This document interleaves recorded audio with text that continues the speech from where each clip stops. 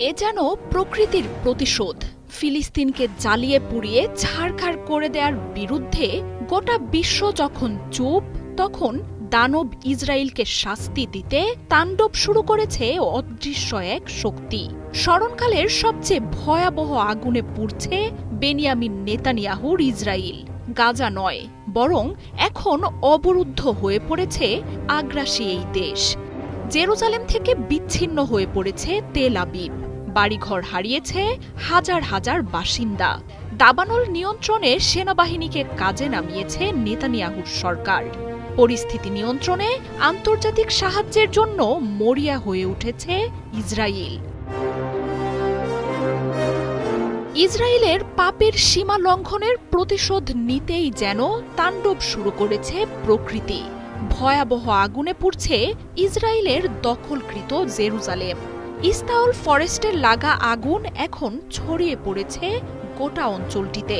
দাউ দাউ করে জ্বলা আগুনে পুড়ছে নেভে শ্যালোম, মেভো হেরন, বেকোয়া, তাউজ, মেসিলাত জিওনের মতো দখলদার এলাকাগুলো। ফিলিস্তিনিদের উচ্ছেদ করে স্বপ্নের বাসস্থান গড়ে তোলা ইসরায়েলিরা এখন এক কাপড়ে বের হয়ে আসছে রাস্তায়।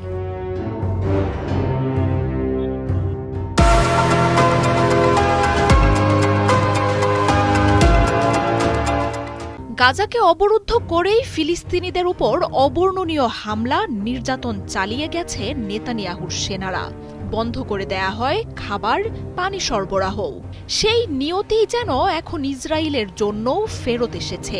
জেরুজালেমের সাথে বন্ধ হয়ে গেছে তেল আবিবের যোগাযোগ। রাস্তা বন্ধ থাকায় অঞ্চলটি ছাড়তে না পেরে অবরুদ্ধ এখন ইসরায়েলিরা। আগুনের তাণ্ডবে বাড়িঘর ছেড়ে রাস্তায় আশ্রয় নিয়েছেন হাজার হাজার বাসিন্দা। আগুন নিয়ন্ত্রণে দখলদার বাহিনীর সেনাদের মোতায়েন করেছে নেতানিয়াহুর সরকার। টানা চেষ্টাতেও পরিস্থিতি নিয়ন্ত্রণে না আসায় আন্তর্জাতিক সাহায্যের জন্য মরিয়া হয়ে উঠেছে ইসরায়েল।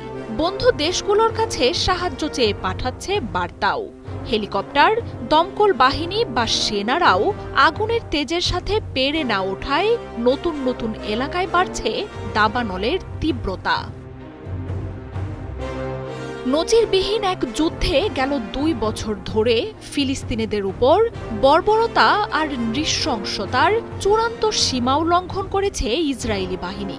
নেতানিয়াহুর এমন আগ্রাসনের বিরুদ্ধে গোটা বিশ্বের মুসলিমরা যখন অসহায় হয়ে শুধু সৃষ্টিকর্তার সাহায্যই চাচ্ছেন, ঠিক তখনই ইসরায়েল জুড়ে একের পর এক দাবানলের জেগে ওঠা অদৃশ্য সেই শক্তির জানানি দিচ্ছে।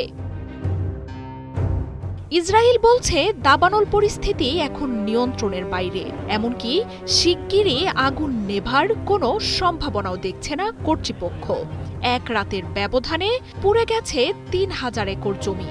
বাতাসের বেগে আগুনের তীব্রতা আরও বাড়ারও সতর্কতা জারি করেছে ইসরায়েল সরকার। মার্জিয়া উপমা, 71।